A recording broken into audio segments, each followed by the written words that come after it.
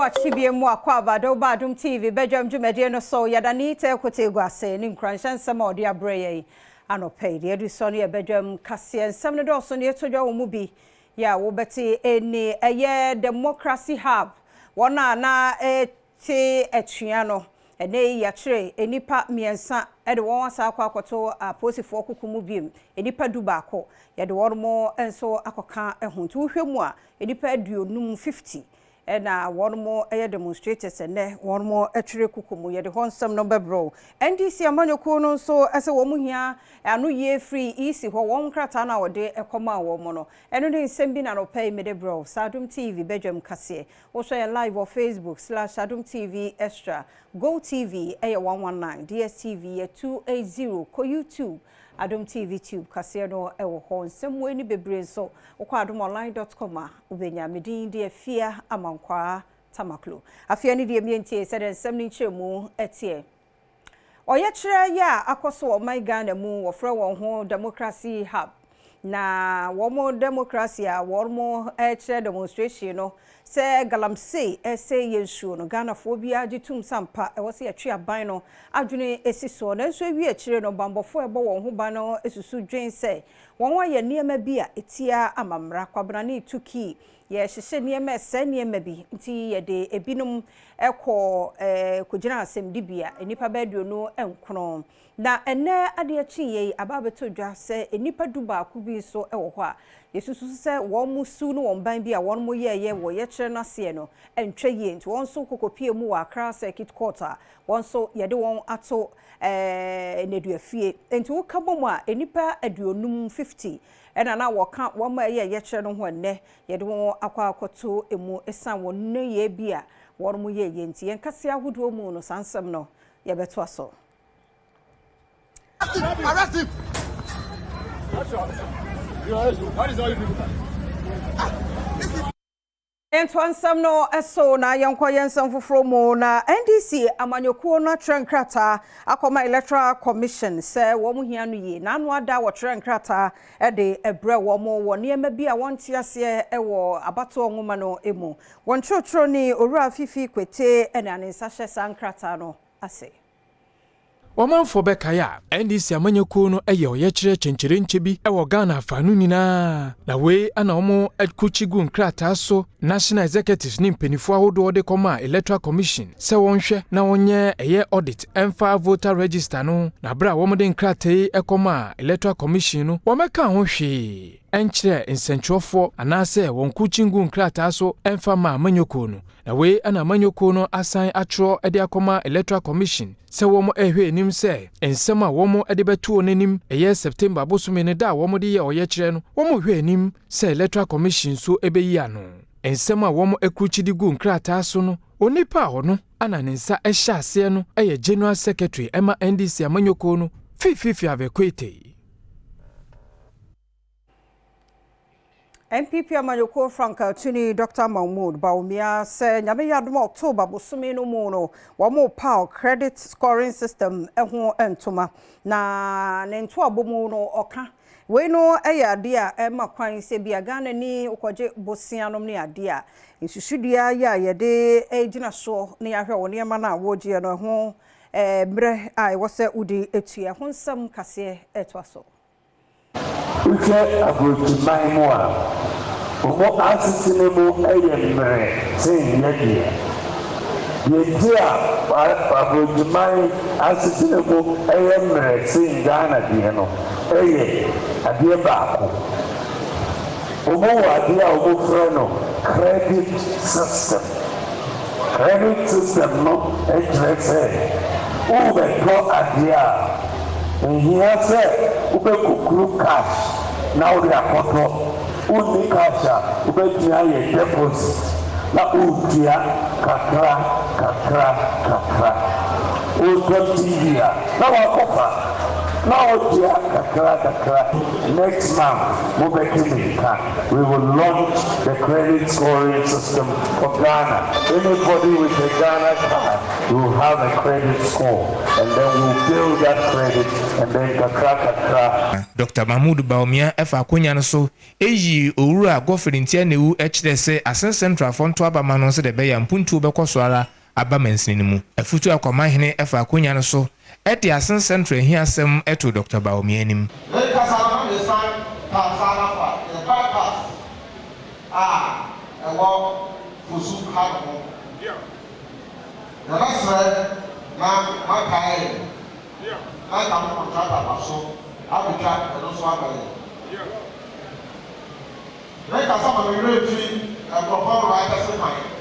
Afred amodi amanubui ifra sinfosu enebradum kase.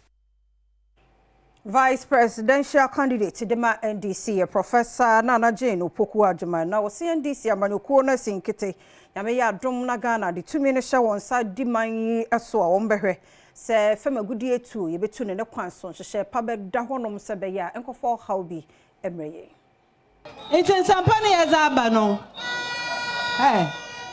ibinya baze nyina ye gina he ye nyimede amenfi ha galamse wo ha pa ana onye ha galamse fu no he wonyi ma Ghana ha na ehu a enyanda nkotin na sabe yehu da gold wa ha na enyanda nkotin ne enya galamse wo ha na se enya abana ono a ejuma ohobogun kakra oho no obogun ono so mfa ejuma nka ho a ebe na ze na mebu no woye se wehu Onyene baako a ono nso Amenfi Central Nana Kofi Mensa enso edito NDC amanyoko nenim se wonhwe na womo akwan hodo telephone network apomuden ehonsem no womo tutu niema ye emfamom ewo sampatem ho Amanfi nyamese yenka no kure ye wo problem edinka pa ya network enade akurasi ni babia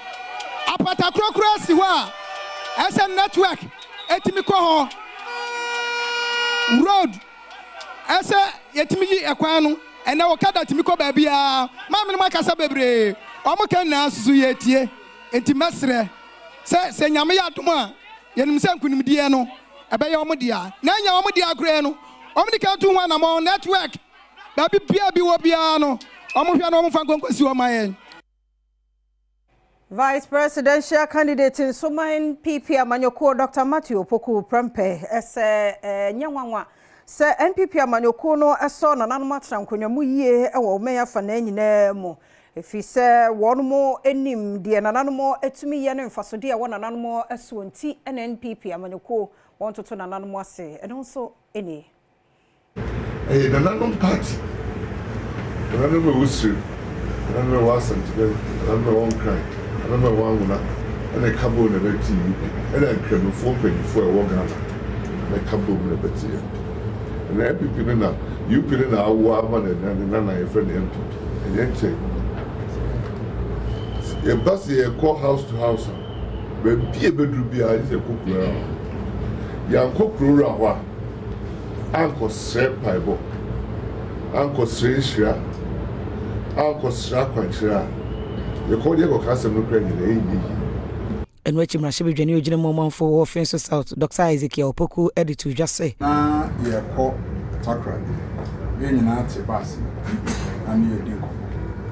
And na NDC phobia wo wo. We dey me tum rekra amechre say. Amenfi Central MP. Honorable Aka. And a park. I'm not a park. I won't be able to. I'm saying, hey, Apo the boy, you papa. When you know, no offense to my hand and I drive an accantain. It is unsemi a tuja. And when you for NPP friends for come. Sure. None of poor come. And the question and I know the NPP. Sure. Friends, so if you want to be seen there, sure. MPP near war, sure. And I be said there, sure. You're a bank over sure. Chief Executive Officer Adom Ghana Hydrological Authority Dr. John Kisi ene wo kan sembi kire se Ghana yensuwa ehyehyia no enyina yi na wono de ehunu se nkroto obese 370 de ahwa nsu yire nom ne ade ebe wono mo pa enti e wo se yetena se so man ye ntoto ye betumi aboa emunsem eni one ehyewa se ye wo Aboaze coastal protection site se wo be me se nifa wo be hu se ye revetment structure bi ho a protect coastline wo be me sa left so a eno so ye bi ho dan so wo be hu se ekwan eda sa two structures no mu eno na ama sa two important national assets here together non provided about 10% of the energy mix of the country no I exposed I say yenhwe ni yie na yendi djuma ententem and I say enwanyum he ya na ya nye bibia protect this stretch here about 550-meter stretch here na che say sa two plants no yenhwe here ye beda abesori do na ekọ engineer Saki Abraham no ana ye Aboaze Breakwaters project enso edi tudwa emfaso de wo sa project yi edema eye fishing communities wo mo Aboaze. As a company we came to a conclusion that we have to do a breakwater wall which will effectively protect their canoes and then help the growth of their business. But at first when the tide is up the whole community have to come around to check on their canoes because it can get damaged at any time. This project has been a very important for them as the community is concerned. Member Audit Committee our Ghana Hydrological Authority Lucy Adom enso edi tudwa say I'm surprised if I have not come here.